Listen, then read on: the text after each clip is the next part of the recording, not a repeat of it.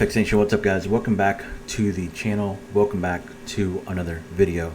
What we're going to do in this video, guys, is I'm going to walk you through the entire process of literally how to keep up with all the pairs that you're trading as far as the directional bias goes. Now, we just did a video for week one. So if you're new to the channel and you haven't watched week one's mentorship, please go back, watch that video first so you can understand what I'm talking about and how to actually do this. All right.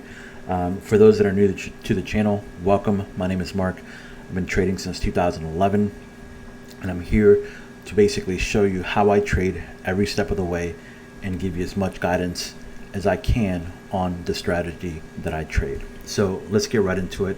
I'm literally going to go through all the different pairs to show you how I update and keep track of the directional bias for these pairs.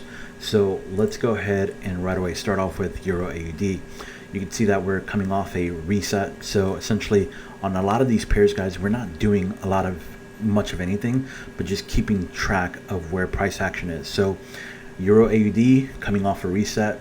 Obviously, we're still looking for sell, so I'm not doing anything at all. I'm just going to keep going to the next one. Euro JPY, this one's coming off a peak formation low, so obviously we're approaching the failed resets areas since we did have some consolidation here. And again, nothing much to do here because we're still looking for buys right now until price action tells us something else. Euro CAD, so you can see we're coming off a reset here, and we've gone pretty significant move. So on this particular one, what I'm looking for is, first of all, how big is the move from the reset down to this particular area down here. So that's going to be the first thing that I want to know. And then that's going to be obviously, let's say about 174 pips. So the second thing is, what is the average ADR for this specific cycle? So you could see that right here, our average ADR is somewhere around 59. All right, and we measured it from the reset down to the bottom as about 173. So if we take those two numbers, do a little math, that'll give us about 2.9 times ADR. Okay, so that is enough for the full cycle that we're looking for. And so now the next question is, do we have the other confirmations that we talked about in the week one video? So let's go through those. So we have the ADR, which is one. The second one is, do we have a 1350 crossover? The crossover just happened here. So yes, that's another confirmation. The third, do we have a one-time ADR push from this peak, this peak formation low? And so you could see that we've moved about literally exactly one times ADR, or really 67 if you go up to the very top after the crossover, which is enough.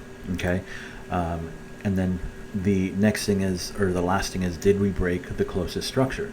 So the closest structure here would be here, and that would be the second one. So the first one was broken. So yes, we do have everything we need for a peak formation low.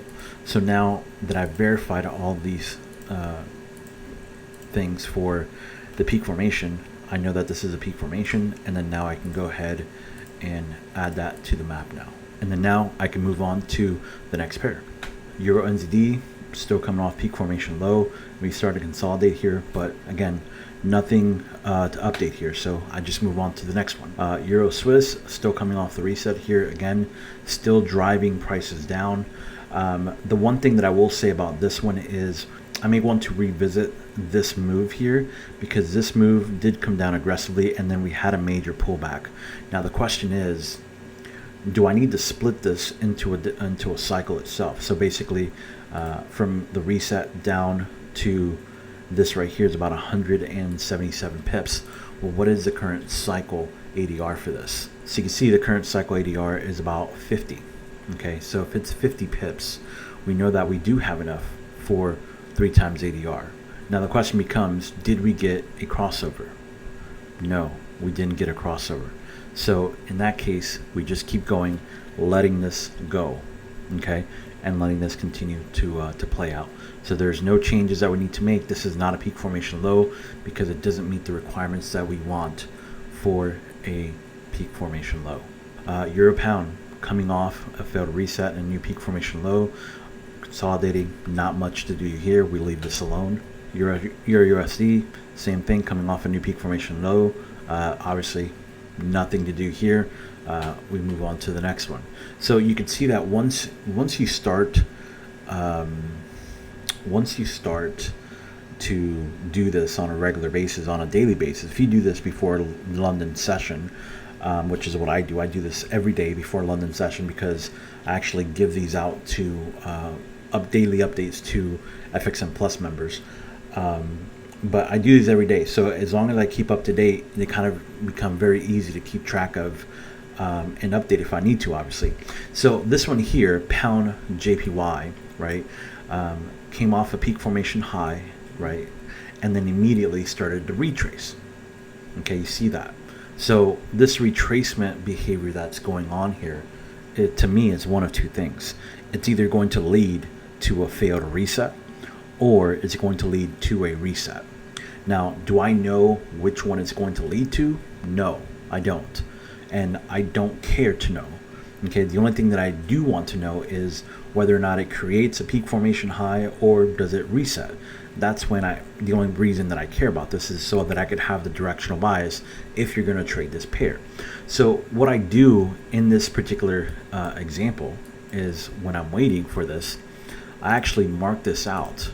Okay, and what I do is I go ahead and I just mark it as a failed reset or a reset, and that tells me and everyone else that follows this on FXN Plus that this is not going to be a pair that you should trade at the moment, because we don't have a clear directional bias on this particular pair, because it could do one of two things. It could keep going up, or it could go back up here to grab orders and then create another peak formation high, kind of like what happened here in this example.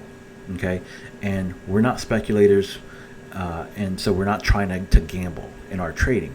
You know what I mean? There's no point in doing that.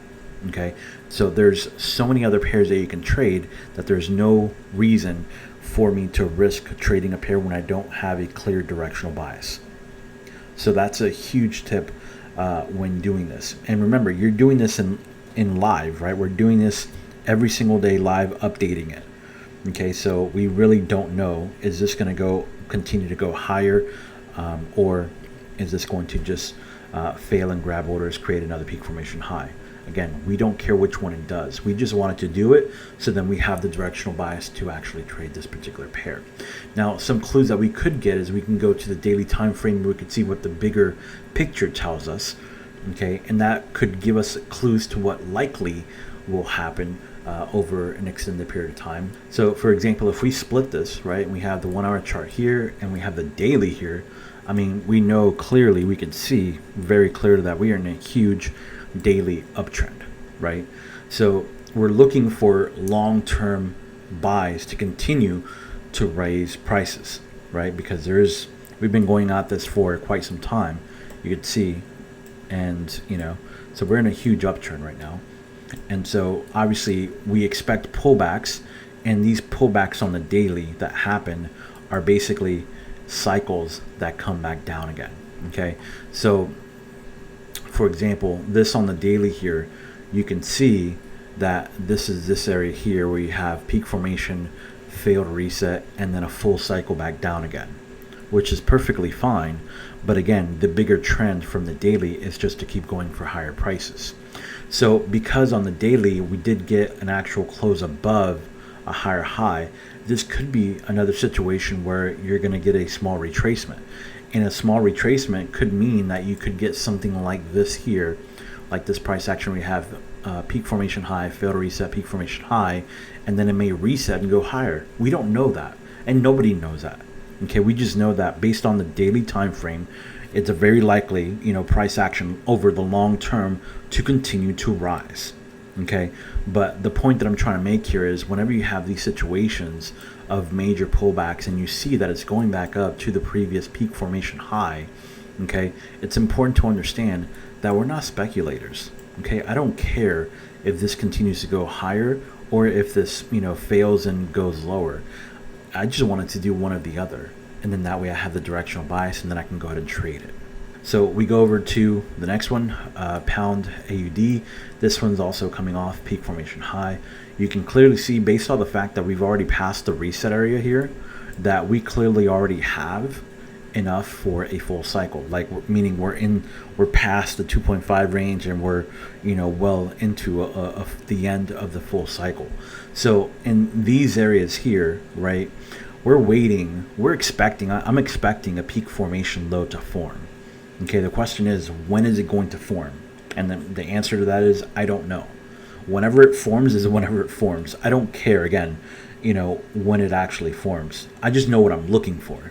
And that's the important part, is that when you start to understand this price movement, like, that you're towards the end of a cycle here, so you're expecting a peak formation low to form here. And so the likelihood that you might get continued sell options, right? Because we're in a huge selling option right here, right? Coming off a peak formation high.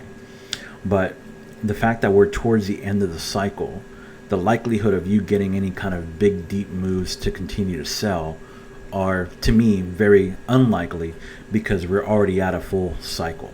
In order for price action, in my belief, to continue to go down, we would like to get a reset. Okay, so meaning that you would want to have, let's say, a peak formation form here, and then it can continue down. This becomes a reset, and then you have another basic cycle go down again.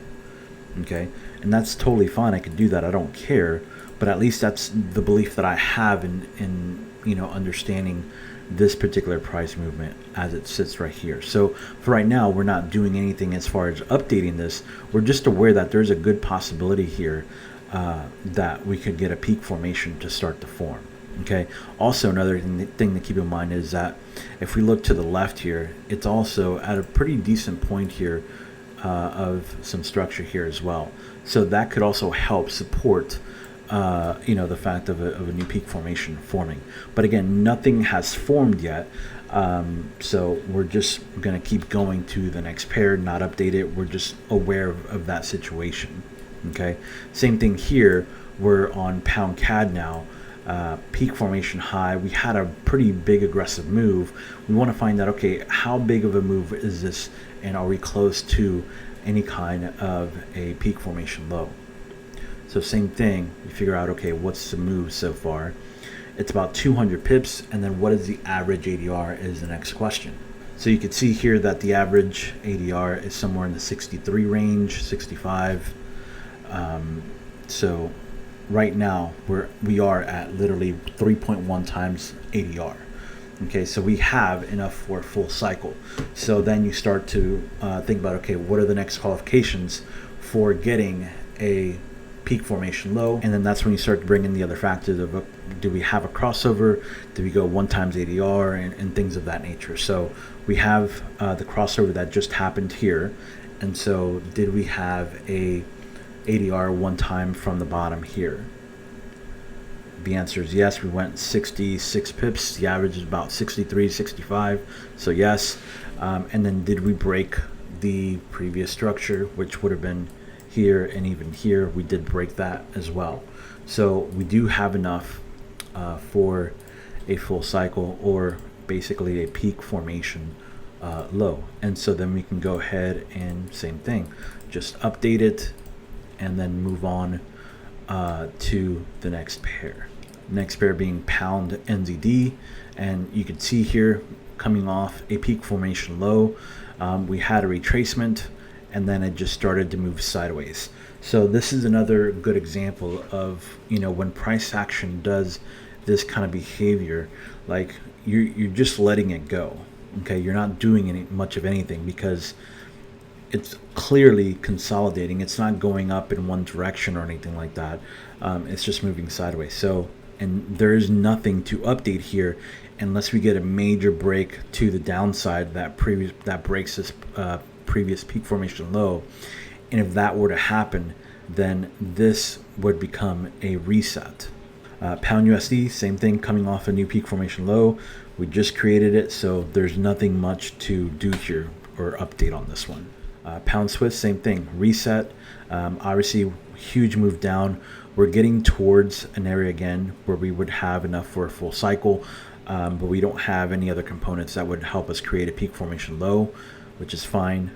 So until we get those evidences, which we're looking for a peak formation low to be formed, because we've already gone down quite a bit, obviously. So we are expecting some sort of a peak formation low to form. If we come down here to the further left, you can see also we're getting into some area of structure here as well. So these are good areas where we would expect peak formation lows to form. But again, until we get those confirmations and a peak formation low created, there's nothing to update. We just know that this is towards the end of the cycle. And so guys, I wanted to add this video in the middle of the week after the week 1 video, because I just wanted to give you guys context as far as once you start doing this on a regular basis, you know, and you do this on a daily basis, really, literally, it's not going to take you very long time to keep updating this, and that way you'll have a directional bias. Whether you follow 28 pairs like I do, you know, like I just do all 28 pairs for all of our FXN Plus members, or you just do 5 pairs. So if you only do 5 pairs, then it should, you know, take you maybe 10 minutes every day before London to do this. Okay, so again, I think it's a good exercise, but it gives you more insight as to what you should be doing on a daily basis before the London session. Guys, I hope this video helped out with adding more context to the week 1 video. And again, if you like the content, please give a like, guys. Share the content. Let me know in the comments, guys, if you have any questions about week 1's video. If you have any questions regarding any of the weekly videos, put them in the comments and I'll answer them for you. All right. Thank you so much, guys, for watching the channel. I appreciate your support and have a good rest of the week.